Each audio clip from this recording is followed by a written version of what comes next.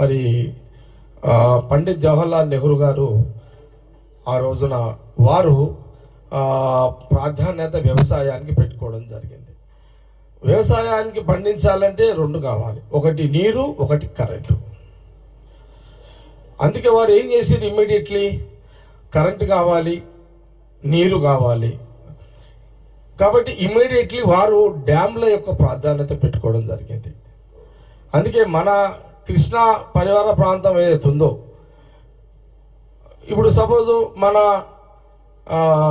మన ప్రాంతంలో నాగార్జున సాగర్, శ్రీశైలం, అంటే నాగార్జున సాగర్, శ్రీశైలం రెండు డ్యాములు ఇమీడియట్లీ దాన్ని టేకప్ చేసి దానివల్ల వాటర్ సోర్స్ను పెంచుకొని వ్యవసాయాన్ని అభివృద్ధి చేసేదానికి ఆ డ్యామ్ల నిర్మాణం, దానితో పాటు కరెంటు ఉత్పత్తి కూడా అక్కడ.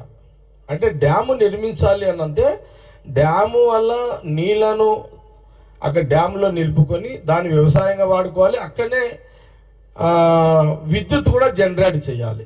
ఆ రోజులలో నెహ్రూ గారు దూరం ఆలోచనతో ఇవన్నీ ఇమ్మీడియట్లీ వారు ఆ రోజులలో మన నాగార్జున సాగర్, శ్రీశైలం స్టార్ట్ చేసి అంటే ఒక మన తెలుగు రాష్ట్రాల్లోనే కాదు, భారతదేశంలో అనేక ప్రాంతాల్లో ఈ విద్యుత్తుని ఎట్లా డెవలప్ చేయాలి, విద్యుత్ డెవలప్ అయిపోతే వ్యవసాయం అభివృద్ధి చెందుతుంది. కాబట్టి ఈ యొక్క ప్రణాళికతో ఆ రోజు జవహర్లాల్ నెహ్రూ గారు ఇదంతా కూడా స్టార్ట్ చేయడం జరిగింది. అయితే ఆ క్రమంలో అభివృద్ధి చెందుతుంది భారతదేశం, దినదిన అభివృద్ధి చెందుతుంది. మరి అలాంటి పరిస్థితుల్లో నుంచి ఏంది ఎఫ్సిఐ అంటే మనకు ధాన్యము, మనము తిన్న గింజలు మనం తిన్నది కాక అదనంగా ఎప్పుడన్నా కరువు వచ్చే, అంటే నీళ్లు లేక వర్షాలు లేక ఎప్పుడైనా కరువు వస్తే మళ్ళీ ధాన్యం ఉండాలి, భారతదేశంలో అన్ని గ్రామాలకు పంపించే విధంగా ధాన్యం ఉండాలని ఆ రోజులలో మరి జవహర్లాల్ నెహ్రూ గారు దూరం ఆలోచనతోటి ఎఫ్సిఐ ఏర్పాటు చేసుకోవడం జరిగింది. ఈ ఎఫ్సిఐ వల్ల ధాన్యము నిల్వలు ఉంచుకోవడానికి, ఇప్పుడు సపోజ్ మనం ఇప్పుడు సూపర్ బజార్ బియ్యం వస్తున్నాయి చూడండి గవర్నమెంట్ పరంగా ఫ్రీగా, అది ఎఫ్సిఐ ఆ రోజు నెహ్రూ గారు ముందు జాగ్రత్తలో ఆ గోదాంలో ఏర్పాటు చేసింది కాబట్టి ఆ ధాన్యమే ఇప్పుడు మన సూపర్ బజార్లలో ఇచ్చే బియ్యం అవే ఎఫ్సిఐ ద్వారా వచ్చే బియ్యమే.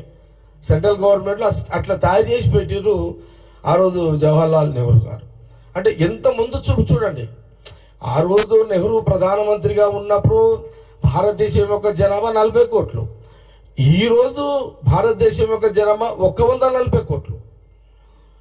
ఈ 76 సంవత్సరాలలో 40 కోట్ల నుంచి 140 కోట్ల జనాభా ఈరోజు భారతదేశము ప్రజానీకము ఉంది ఈ రోజున.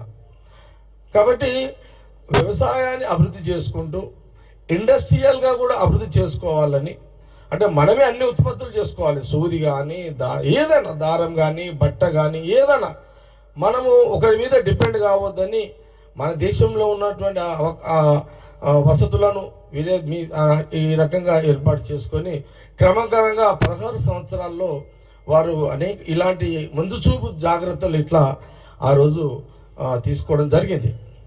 అందుకే చూడండి, నేను ఈరోజు కేంద్రంలో బీజేపీ ప్రధానమంత్రి మోడీ గారు ప్రధానమంత్రిగా ఉన్నారు. కాంగ్రెస్ పార్టీ ఒకటే విషయం స్పష్టంగా అడుగుతున్నది మీ అందరికీ కూడా, మీరు నెహ్రూ గారు ఉన్నప్పుడు ఆ రోజున నాకు నోటుకున్నటువంటి నాగార్జున సాగర్ అట్లాగే శ్రీశైలం డ్యామే కాకుండా అది ఇంకోటి బాగ్రా నంగల్ అది ఆ డ్యామ్ కూడా వారు నిర్మించారు. ఇట్లా ఇంకా బహుశా ఇంకా చాలా ఉండుంటాయి. దాని తర్వాత క్రమంగా ఇందిరాగాంధీ గారు వచ్చిన తర్వాత మళ్ళీ డ్యాములు ఎక్కడ చూడండి. ఇప్పుడు కాంగ్రెస్ ప్రభుత్వంలోనే మన దగ్గరనే చెప్తున్నాను. ఇప్పుడు శ్రీరామ్ సాగర్ హనుమంతరావు గారు చెప్పారు ఇంత మొదలు, శ్రీరామ్ సాగర్. అట్లాగే మా దగ్గర మంజీరా డ్యామ్, సంగారెడ్డిలో మంజీరా డ్యాము కట్టిన తర్వాత కాంగ్రెస్ ప్రభుత్వంలో కట్టిన తర్వాత అప్పుడు కూడా ఇందిరాగాంధీ గారి కేంద్రంలో ఓకే. అయితే ఏదో నా కుటుంబమే కదా, నెహ్రూ గారి కుటుంబమే కదా. ఆ రోజు అక్కడ కూడా చూడండి మంజీరా డ్యాము తాగునీటి కోసం కట్టడం జరిగింది. తాగునీటి ఎక్కడి దాకా వస్తుంది? హైదరాబాదు రాజధానిలో తాగునీటి సమస్య ఉండొద్దు.